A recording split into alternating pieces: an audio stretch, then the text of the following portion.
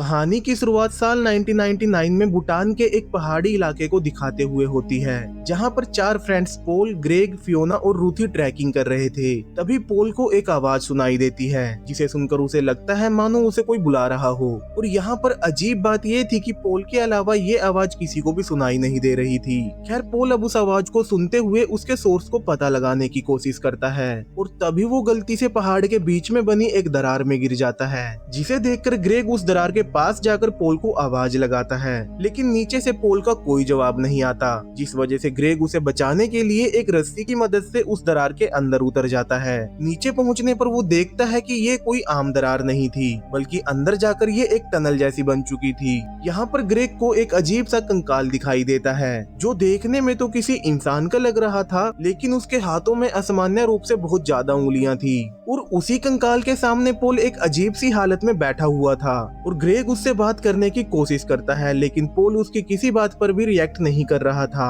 और यहाँ पर पोल को देखकर ऐसा लग रहा था मानो उसका शरीर तो यहीं पर है, पर उसका दिमाग कहीं और है, जिसे देखकर ग्रेग को बहुत अजीब लगता है, और इसीलिए वो पोल को उठाकर बाहर ले जाने के लिए आगे बढ़ता है। लेकिन तभी पोल उसे रोक देता है और कहता है कि अगर तुमने मुझे छुआ तो तुम मारे जाओगे, जिसे सुनकर ग्रेग और भी ज्यादा कंफ्यूज हो जाता है। लेकिन वो पोल को इस हालत में वहाँ पर छोड़ नहीं सकता था, इसलिए वो किसी तरह से उसे उठाकर दरार से बाहर ले आता है। बाहर आने के बाद भी पोल होश में नहीं आया था, इसलिए ग्रेग उसे अपने कंधों पर उठाकर चलने लगता है। और फिलहाल ये लोग मेन रोड से लगभग 5 किलोमीटर ऊपर पहाड़ी इलाके में थे, और इतनी दूर तक किसी बेहोश इंसान को कंधे पर उठाकर चलना ग्रेग के लिए काफी मुश्किल था। तभी फियोना को दूर एक सुनसान घर नजर आता है, और वो सब एक रात के लिए वहाँ पर रुकने का डिसाइड करते हैं। असल में इन्हें लग रहा था कि शायद सुबह तक पोल की हालत ठीक हो जाएगी और फिर ये आराम से यहाँ से निकल जाएंगे। अब इस घर में पहुंचने के बाद ग्रेग सबसे पहले पोल की बॉडी को ये देखने के लिए चेक करता है कि कहीं उसे किसी कीड़े ने तो नहीं काटा, लेकिन पोल के शरीर पर ना तो कोई चोट का निशान था और ना ही किसी कीड़े के काटने का। और तभी पोल की गर्लफ्रेंड रूथी को उसके हाथ में एक बोन फ्लूट मिलती है, यानी एक हड्डी की बनी हुई बांसुरी मिलती है, जिसे पोल ने उस कंकाल के पास से उठाया था। अब रात के समय ग्रेग और उसकी गर्लफ्रेंड फियोना दूसरे कमरे में सोने चले जाते हैं, और रूथी पोल के पास बैठकर उसके होश में आने का इंतजार करने लगती है। और इंतजार करते करते वो उस बोन फ्लूट को बजाने लगती है, जिसे पोल कंकाल के पास से लाया था। और फिर रूथी के सोने के बाद पोल उसके कान में किसी प्राचीन भाषा में कुछ बोलने लगता है। खैर, अब अगले दिन तक भी पोल की हालत में कोई सुधार नहीं आता, इसलिए ग्रेग और फियोना मदद ढूंढने के लिए बाहर निकल जाते हैं। उनके जाने के बाद रूथी को घर के बाहर एक आदमी का साया दिखाई देता है, जिसे देखकर वो मदद के लिए उसकी तरफ जाने लगती है। लेकिन जैसे जैसे वो उसके करीब जा रही थी तो उसे एहसास होता है कि ये किसी नॉर्मल इंसान का साया नहीं है, बल्कि कोई सुपर नेचुरल एंटिटी है। ये समझते ही वो पीछे हटने लगती है, लेकिन तभी वो एंटिटी उसका पीछा करना शुरू कर देती है, और डर के मारे रूथी भागकर घर के अंदर आती है और दरवाजे को बंद कर लेती है। इसी बीच ग्रेग और फियोना भी वापस आ जाते हैं, क्योंकि बाहर तेज तूफान चल रहा था, जिसकी वजह से वो लोग आगे नहीं बढ़ पा रहे थे। खैर, अब यहाँ पर उस एंटिटी की वजह से रूथी बहुत ही ज्यादा डर चुकी थी, इसलिए वो ग्रेग से कहती है कि हमें जल्दी से जल्दी यहाँ से निकल जाना चाहिए। लेकिन ग्रेग उसे समझाता है कि वो इस पहाड़ी इलाके में पोल को उठाकर 5 किलोमीटर तक नहीं चल पाएगा, और इसीलिए उनके पास इंतजार करने के अलावा कोई दूसरा रास्ता नहीं है। और तभी ये लोग देखते हैं कि पोल तो अपने बिस्तर पर है ही नहीं, और फिर ये सभी लोग पोल को ढूंढने के लिए बाहर निकल जाते हैं, और इन्हें पोल फिर से उसी दरार के सामने एक अजीब सी हालत में बैठा हुआ मिलता है। अब ग्रेग को लग रहा था कि पोल जानबूझकर उनके साथ मजाक कर रहा है, इसीलिए वो गुस्से में उसे नॉर्मल बिहेव करने के लिए कहता है। लेकिन यहाँ पर पोल फिर से ग्रेग से कहता है कि मैंने तुम्हें कहा था कि अगर तुमने मुझे छुआ तो तुम मारे जाओगे। और तभी अचानक रूथी किसी अदृश्य ताकत के वश में होकर ग्रेग और फियोना पर चाकू से वार कर देती है, और उन्हें धक्का देकर नीचे खाई में फेंक देती है, और फिर खुद भी उसी खाई में कूदकर जान दे देती है। और ये सीन यहीं पर कट हो जाता है। इसके बाद कहानी सीधा साल 2020 में शिफ्ट होती है, जहाँ पर हम जेम्स नाम के एक आदमी को देखते हैं। जेम्स की वाइफ और बेटे की 2 साल पहले एक कार एक्सीडेंट में मौत हो चुकी थी, और इसी वजह से वो बहुत ही ज्यादा डिप्रेशन में रहता है। खैर, अब थोड़ी देर के बाद ही जेम्स के घर पर उससे मिलने के लिए एमेंडा आती है, अमेंडा जेम्स के बेस्ट फ्रेंड की बेटी होती है और उसके पिता की भी 2 साल पहले हार्ट अटैक की वजह से डेथ हो चुकी थी और इसी वजह से वो भी काफी दुखी और परेशान रहती थी। खैर अब ये दोनों एक दूसरे से अपना अपना दुख बांटते हैं और फिर थोड़ी देर बात करने के बाद अमेंडा यहाँ से चली जाती है। अब अगली सुबह जब अमेंडा की माँ नोरा उसे जगाने के लिए उसके कमरे में जाती है तो उसे अमेंडा कहीं दिखाई नहीं देती और उसके बाथरूम के मिरर पर खून से लिखा हुआ था कि मुझसे ये सब एम्प्टी मैन ने करवाया है, जिसे देखकर नोरा डर जाती है और पुलिस और जेम्स को घर पर बुला लेती है। अब मिरर पर लगे खून के सैंपल से उन्हें पता चलता है कि ये अमेंडा का नहीं बल्कि किसी जानवर का खून है और यहाँ पर पुलिस को लग रहा था कि अमेंडा ऐसे ही मस्ती मजाक में भागी होगी और वो खुद ही घर वापस आ जाएगी, इसलिए वो लोग इस केस को ज्यादा सीरियस नहीं लेते और यहाँ से चले जाते हैं। और यहाँ पर जेम्स और नोरा की बातों से हमें पता चलता है कि जेम्स नोरा के साथ अपनी वाइफ को चीट कर रहा था और जिस वक्त जेम्स की वाइफ और बेटे और नोरा के पति की डेथ हुई थी उस वक्त भी ये दोनों साथ में ही थे और इन दोनों को आज तक उस बात का बहुत ही ज्यादा गिल्ट था।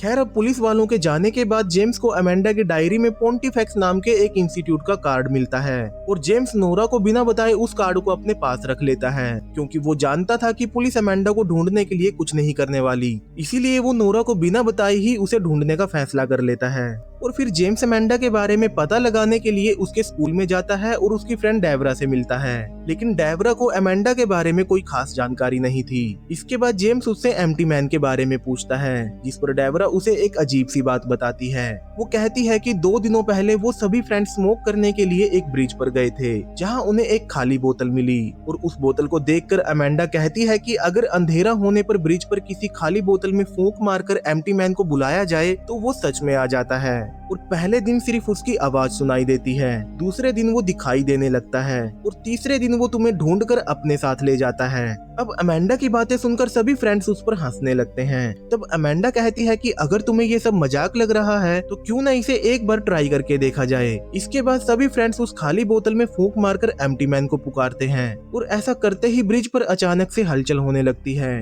और डर के मारे ये सभी लोग वहाँ से भाग गए थे। अब डेवरा जेम्स को बताती है कि आज उस इंसिडेंट का तीसरा दिन है, यानी अमेंडा की कहानी के हिसाब से आज एम्प्टी मैन उन्हें अपने साथ ले जाएगा, लेकिन जेम्स को ये सब सिर्फ बच्चों की बनाई हुई कहानी लगती है, इसलिए वो इस बात पर ज्यादा ध्यान नहीं देता और फिर वो अमेंडा के बारे में जानने के लिए उसके दूसरे दोस्तों के घर पर जाता है। लेकिन हैरानी की बात ये थी कि अमेंडा के सभी फ्रेंड्स भी अपने घरों से गायब थे और ये देखकर जेम्स को सच में हैरानी होती है और वो सच्चाई का पता लगाने के लिए खुद उस ब्रिज पर जाता है और वहाँ पहुंचकर उसके होश उड़ जाते हैं क्योंकि ब्रिज के नीचे अमेंडा और डेवरा को छोड़कर उसके बाकी सभी दोस्तों की डेड बॉडीज लटकी हुई थी। इन सब ने एक ही लाइन में खड़े होकर ब्रिज के नीचे फांसी लगाकर सुसाइड कर लिया था। इसके बाद जेम्स पुलिस को पूरी घटना की जानकारी दे देता है। वहीं दूसरी तरफ हम डेवरा को देखते हैं जो अपने घर में नहाने की तैयारी कर रही थी और तभी अचानक बाथरूम में उस पर एक डरावना आदमी हमला कर देता है और उसके चेहरे पर बहुत बार चाकू से वार करके उसे खत्म कर देता है। लेकिन असल में डेवरा को सिर्फ ऐसा दिखाई दे रहा था कि कोई उस पर हमला कर रहा है, जबकि हकीकत में वो खुद ही अपने आप को चाकू से मार रही थी और जो आदमी डेवरा को उसे मारते हुए दिखाई दे रहा था वो वही एंटिटी थी जो भूटान में रूथी को नजर आई थी।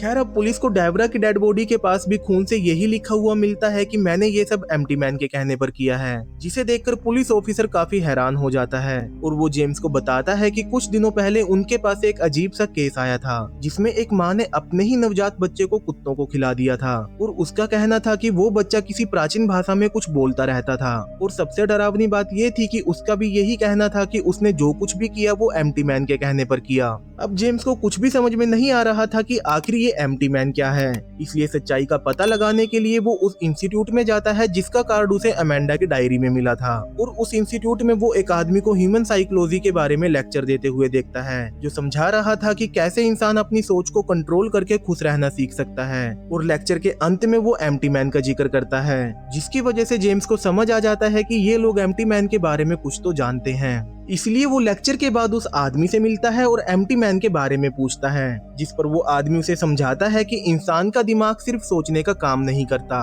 बल्कि एक रिसीवर की तरह भी काम करता है। मतलब जो थॉट्स हम फील कर रहे हैं जरूरी नहीं है कि हम उसे खुद बना रहे हों, हो सकता है वो कहीं और से आ रहे हों और हमारा दिमाग उन्हें सिर्फ एक रेडियो की तरह रिसीव कर रहा हो और जहाँ से ये सिग्नल आते हैं उस सोर्स को ही ये लोग एम्प्टी मैन कहते हैं। यानी एम्प्टी मैन कोई नॉर्मल इंसान या क्रिएचर नहीं बल्कि एक ऐसी प्रेजेंस है जो लोगों के दिमाग के जरिए ही एग्जिस्ट करती है। लेकिन एम्प्टी मैन को पूरी तरह से रिसीव करने के लिए इंसान का दिमाग बिल्कुल खाली होना चाहिए, मतलब उसमें कोई भी अपने थॉट्स या डिस्ट्रैक्शन नहीं होने चाहिए। और वो आदमी जेम्स को आगे बताता है कि अगर बहुत सारे लोग मिलकर एक ही चीज पर विश्वास करने लगे और उसके बारे में बार बार सोचने लगे तो धीरे धीरे वो चीज रियलिटी में एग्जिस्ट करने लगती है, यानी एक इमेजिनरी चीज भी रियलिटी बन सकती है। और इसी कंसेप्ट को ये लोग तुल्पा कहते हैं। अब जेम्स को उस आदमी की कोई भी बात समझ में नहीं आ रही थी, इसलिए वो यहाँ से जाने लगता है। लेकिन ये आदमी जेम्स को कहता है कि मुझे अच्छा लगा कि तुम दोबारा यहाँ पर आए और उम्मीद करता हूँ इस बार तुम ज्यादा समय तक रुकोगे।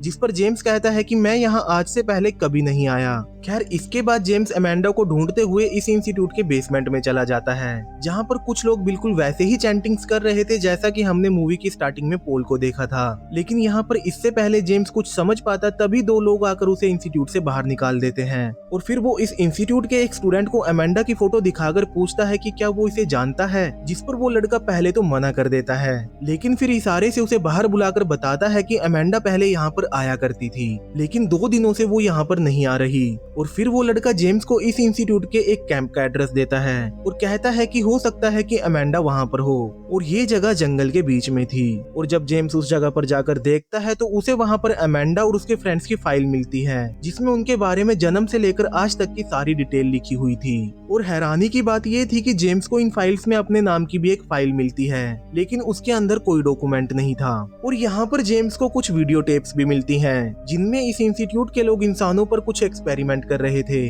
और जब जेम्स इन टेप्स को देख रहा था तभी उसको बाहर से कुछ आवाजें आती हैं, और जब वो बाहर जाकर देखता है तो बहुत सारे लोग आग जलाकर उसके चारों तरफ सर्कल में घूम रहे थे। और देखते ही देखते वो आग आसमान तक पहुंच जाती है, लेकिन अगले ही पल जेम्स देखता है कि आग का आसमान तक जाना सिर्फ उसका वहम था, जबकि असल में तो वहाँ पर आग थी ही नहीं, जिसकी वजह से वो कंफ्यूज हो जाता है और उसे कुछ भी समझ में नहीं आता कि आखिर उसके साथ क्या हो रहा है। और तभी वो लोग जो आग के चारों तरफ घूम रहे थे वो उसका पीछा करने लगते हैं, और जेम्स किसी तरह से अपनी जान बचाकर वहाँ से निकल जाता है। इसके बाद वो सीधा नोरा के पास जाता है और उसे सारी सच्चाई बता देता है। वो कहता है कि अमेंडा ने एक कल्ट को ज्वाइन कर लिया है जो किसी एम्प्टी मैन नाम की एंटिटी को वर्शिप करते हैं, और हो सकता है कि अमेंडा के फ्रेंड्स को भी उसी कल्ट के लोगों ने मारा हो। खैर इसके बाद जेम्स उस लड़के का पीछा करने लगता है जिसने उसे इस कैंप का एड्रेस दिया था, और वो लड़का अपने कुछ साथियों के साथ एक हॉस्पिटल में जाता है जहाँ पर एक आदमी कोमा में पड़ा हुआ था, और ये सभी लोग उसके सामने बैठकर प्रेयर्स करने लगते हैं, जिसे देखकर जेम्स को बड़ा अजीब लगता है।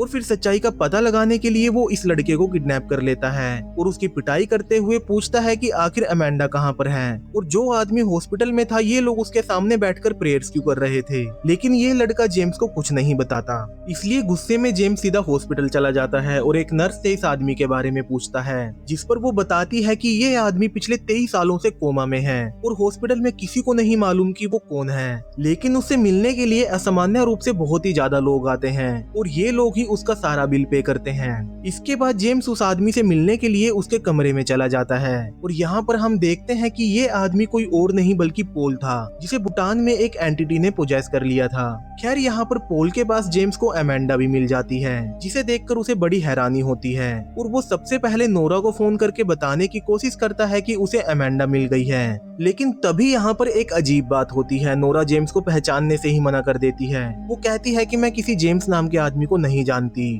और ना ही उसकी बेटी अमेंडा कभी घर से गायब हुई थी। और दोस्तों यहाँ पर हमें पता चलता है इस मूवी की असली कहानी का। असल में अमेंडा एक कल्ट का हिस्सा थी जो एम्प्टी मैन नाम की एक मिस्टीरियस एंटिटी को वर्शिप किया करते थे। लेकिन प्रॉब्लम ये थी कि एम्प्टी मैन डायरेक्टली इस दुनिया में एग्जिस्ट नहीं कर सकता था, क्योंकि उसके पास कोई फिजिकल बॉडी नहीं थी, इसलिए उसे इस दुनिया में लाने के लिए एक वेसल की जरूरत होती है, मतलब एक ऐसा इंसान जिसके जरिए वो इस दुनिया में एग्जिस्ट कर सके। और भूटान में जो हमने अजीब और विकृत कंकाल देखा था, असल में वो एम्प्टी मैन का पहला वेसल था, और जब पोल गलती से उसके कांटेक्ट में आया तो एम्प्टी मैन ने उसे अपना नेक्स्ट वेसल बना लिया। इसी वजह से पोल का बिहेवियर अचानक से इतना अजीब हो गया था, क्योंकि वो खुद के कंट्रोल में नहीं था। लेकिन अब प्रॉब्लम ये थी कि पोल का शरीर इतना स्ट्रॉन्ग नहीं था कि वो एम्प्टी मैन की ताकत को झेल सके, इसलिए वो धीरे धीरे वीक होता गया और अब वो ज्यादा टाइम तक जिंदा नहीं रहने वाला था। इसी वजह से इस कल्ट को जल्दी से जल्दी एक नए वेसल की जरूरत थी। और दोस्तों यहाँ पर आता है इस कहानी का सबसे बड़ा ट्विस्ट। असल में जेम्स कोई रियल इंसान था ही नहीं,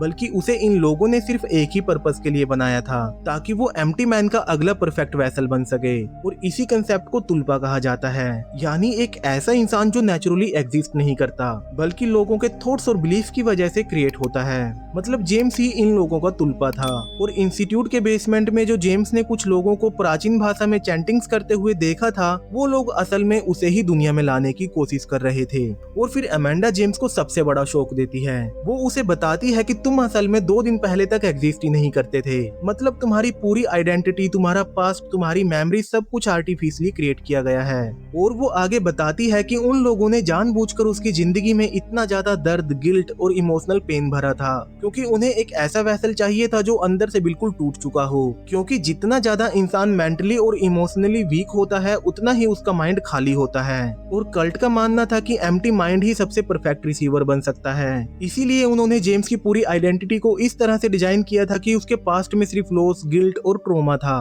ताकि वो बिना रोक टोक के एम्प्टी मैन को एक्सेप्ट कर सके। खैर, यहाँ पर जेम्स को अमेंडा की बातों पर बिल्कुल भी यकीन नहीं था, इसलिए वो सच्चाई का पता लगाने के लिए फिर से इंस्टीट्यूट में जाता है, जहाँ पर उसे एक हिडन रूम मिलता है। और उस रूम में उसे एक फाइल मिलती है जिस पर उसका नाम लिखा हुआ था। और इस फाइल में उसकी पूरी बायोग्राफी लिखी हुई थी, यानी वो कहाँ पैदा हुआ, कहाँ स्टडी हुई और किससे उसकी शादी हुई, ये सब, जिसे देखकर जेम्स हैरान रह जाता है। और कहीं ना कहीं वो इस बात को एक्सेप्ट कर लेता है कि वो रियल नहीं है, बल्कि उसे 3 दिन पहले ही क्रिएट किया गया है। और जैसे ही वो इस बात को एक्सेप्ट करता है, वो खुद को उस गुफा में पाता है जहाँ पर पोल को एम्प्टी मैन ने पोजेस किया था। और इसके बाद एम्प्टी मैन जेम्स को पोजेस कर लेता है, यानी अब जेम्स उसका नेक्स्ट वेसल बन चुका था। खैर, इसके बाद जेम्स हॉस्पिटल में जाकर पोल को गोली मारकर उसे खत्म कर देता है। और ऐसा करते ही कल्ट के सभी लोग उसके सामने झुककर प्रेयर्स करने लगते हैं, यानी एम्प्टी मैन अब जेम्स के जरिए इस दुनिया में आ चुका था। और इसी के साथ ये मूवी यहीं पर खत्म हो जाती है।